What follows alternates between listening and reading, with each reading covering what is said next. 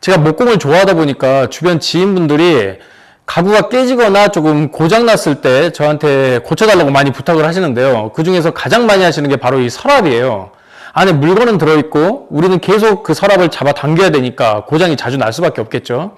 그래서 오늘은 서랍을 좀 쉽게 고치는 방법 보여드리고 아이케아에서 산 가구들을 어떻게 하면 조금 더 오래 사용할 수 있는지 그것에 대해서 한번 말씀을 드려볼게요.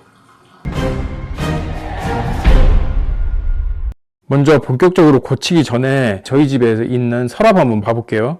이게 코스트코에서 산 가구예요. 이렇게 보시면 아시겠지만 대부분의 서랍들은 나사가 이렇게 4개가 있어요. 하나, 둘, 셋, 넷. 기본적인 네모, 우리가 물건을 담을 수 있는 이 네모의 서랍이 있고 이 앞부분에 이렇게 예쁜 무늬가 있는 드로어 프론트라는 게 이렇게 있어요. 별도로. 그래서 보통 서랍은 핸들, 드로어 프론트, 그리고 이 서랍 자체 이 3가지로 구성이 돼요. 제가 목공을 전혀 모를 때 만든 서랍장이 바로 이거거든요. 이것도 역시 서랍 기본 구성에 이 드로우 프론트가 앞에 있죠. 그러니까 이 안쪽 이 서랍 자체의 나무는 보이지 않는 면이니까 크게 신경을 쓸 필요는 없고 이 드로우 프론트 앞면 같은 경우는 보이는 면이니까 깔끔하게 해줘야겠죠. 이게 아이케아에서 산 서랍장인데 이거 같은 경우는 지금 양쪽이 있고 뒷면이 있고 앞면이 없어요. 흰색 부분이. 그러니까는 좀 재료값을 줄이기 위해서 바로 드로우 프론트를 여기다 붙여버렸죠. 그러니까 약간 조금 저렴하게 만든 가구라고 할 수 있죠. 제가 그 캐나다에서 캐비넷 메이커로 근무를 하다 보니까 우리 그 전 회사 같은 경우에 모토까지는 아니지만 상당히 강조를 했던 게 품질을 아이케아 수준까지 올리자 였었어요. 물론 목공을 하시는 분들이 아이케아 가구를 좋아하지 않습니다. 대부분 좋아하시지 않죠. 왜냐면 이게 한 가구를 만들 때 원목을 극히 일부 한쪽 구덩이만 원목을 딱 사용하고 이게 원목으로 된 가구다라고 그렇게 광고를 하는 편이 좀 있더라고요. 거기에 조금 아이케아 가구는 견고하지 않다라는 그런 이미지가 좀 강하잖아요.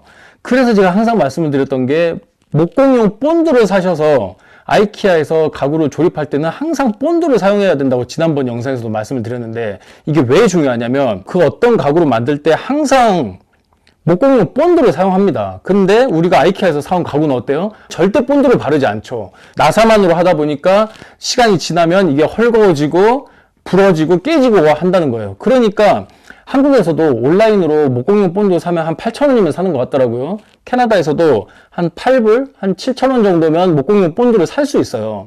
그러니까 홈디포 가셔가지고 목공용 본드를 하나 구비를 해 놓으시고 아이케아 가구를 사서 조립을 할 때마다 이음새 부분에 목공용 본드를 발라주면 엄청 견고해져요. 오래 쓸 수 있다는 거죠. 제가 이 서랍장을 예로 들어 볼게요. 여기에는 제가 목공용 본드를 바닥에 사용하지 않았어요. 보면 예, 이렇게 틈이 보이죠? 이 틈. 이런 틈들이, 이런 틈들이 여기는 이제 무거운 걸 올려놓다 보면은 이 얇은 판이 점점 휘어지면서 여기에 갭이 생기고 그러다 보면 밑으로 퐁 떨어지는 상황이 생기겠죠. 그러니까 처음에 가구를 사와서 이 면하고 이 면을 조립을 할 때 이 사이에다가 목공용 본드를 꼭 발라야 된다는 거예요. 근데 대부분 잘 바르지 않고 가구를 조립하기 때문에 아이케아 가구는 금방 고장나고 깨지고 틈이 벌어지고 약하다라고 말씀을 하시는 것 같아요. 이것도 제가 아이케아에서 산 건데요. 이 노트북을 여기다 놓고 거실에서도 뭔가 노트북 작업을 할 수 있는 이런 가구를 만들고 싶었었어요, 처음에는. 근데 이게 이제 각도가 보시다시피 각도가 이렇게 있다 보니까 만드는 것보다 그냥 사는 게 훨씬 시간도 절약되고 깔끔하겠다 싶더라고요. 그래서 아이케아에서 이게 50% 세일을 할 때 반값에 샀습니다. 120불, 한 10만원 정도에 샀어요. 근데 이거는 제가 조립을 할 때 본드를 아주 견고하게 다 발랐어요. 구석구석에. 이 나무 자체적인 탄성으로 흔들거리면 있겠지만 전혀 삐그덕거리는 소리가 전혀 안 납니다. 이런 거 조립할 때, 이런 부분 조립을 할 때 다 본드를 발랐어요. 흔들거림은 있지만 삐그덕 소리는 절대 안 나요. 근데 어떤 분들은 그러세요. 내가 가구에 본드를 발라버리면 나중에 이사 갈 때 이걸 못 들고 가지 않느냐. 근데 사실 생각해보면 여러분이 이걸 샀어요. 그리고 본드를 발라서 다 썼어. 근데 이거 이사 갈 때 이렇게 들고 가지. 그 누구가 나사를 하나하나 다 풀러서 분해해서 다시 처음에 내가 아이케아 살 때처럼 그렇게 작은 박스에 보관해서 이사를 하려는 사람이 얼마나 되겠어요. 이사할 때 충분히 이사 가능합니다. 본드로 바르셔도 상관이 없어요. 대부분이 그래서요. 난 이사할 때 좀 불편할 것 같은데 왜 본드로 왜 발라? 라고 하시는데 당연히 발라야 되는 거고, 뭐 옷장이든 서랍장이든 이사할 때 그 자체를 이동을 하지 그 누가 분해해서 이동을 하지 않는다는 거. 지나가다가 목공용 본드, 우드 글루가 보인다 그러면 무조건 집어서 집에다 하나 정도는 구비해 놓으세요. 이게 그 하이디 지인이 고쳐달라고 준 서랍장이에요. 장인어른께서 되게 오래전에 이걸 만드셨나봐요. 직접 이 앞부분 드로어 프론트, 아까 말씀드렸던 드로어 프론트하고 서랍의 앞부분이 같이 떨어져 나와 버렸어요. 근데 이게 여기에 문제는 뭐냐, 이분이 직접 만드실 때 여기다가 막 네일을 다 그 스테이플러를 다 박아버리시고 본드를 덕지덕지 바르는 바람에 이게 빠지지가 않을 거예요. 절대 빠지지 않을 거예요. 목공용 본드가 그렇게 강합니다. 그러니까 이걸 통째로 다시 여기 위에다 이렇게 올려야 되는 거죠. 본드로 다시 한다고 해도 붙지 않을 거예요. 여기에 이미 이런 그 접착성 있는 부분이 다 본드로 다 마감이 되어버려서 이렇게 다시 조립을 해서 본드를 발라주던가 아니면은 이 안쪽에 뭔가 나무를 덧대서 여기로 잡아주고 여기도 잡아주고 여기도 이쪽도 나무를 하나 덧대서 여기도 잡아주고 여기도 잡아주고, 뭐 보기에는 별로 좋지는 않겠지만 방법이 없어요. 그리고 가능하다면 여기다도 나무를 하나 덧대서 여기서도 잡아주고 여기서도 잡아서 양쪽에 다 잡을 수 있는, 그렇게 해야겠네요.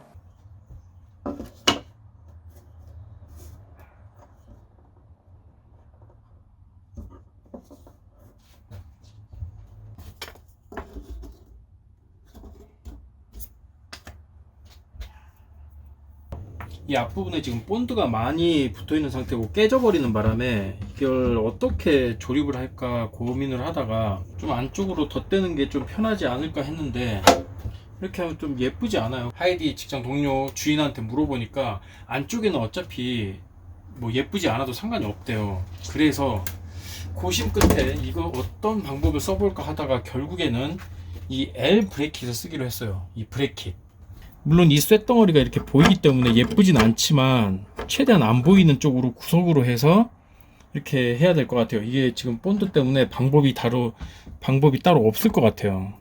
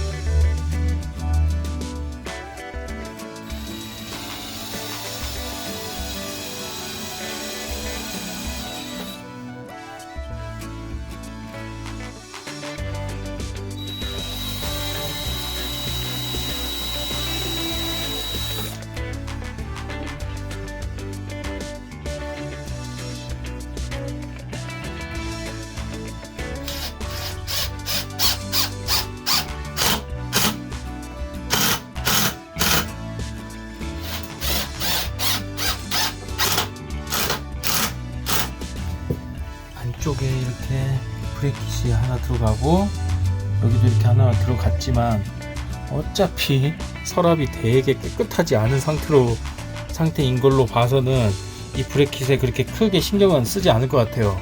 실제로 물어봤더니 안쪽에 뭔가 이렇게 덧대도 상관없다고 이렇게 하라고 하더라고요. 근데 이거 두 개만 덧대기에는 조금 힘을 못 받을 수도 있을 것 같아서 옆쪽에다가 이렇게 또 나사를 두 개를 더 박아줬어요. 이거는 뭐 깔끔한 방법은 아니지만 일단 급한 불은 껐고, 또 이 나사못이기 때문에 몇 년 동안은 이렇게 쓸 수 있을 거예요.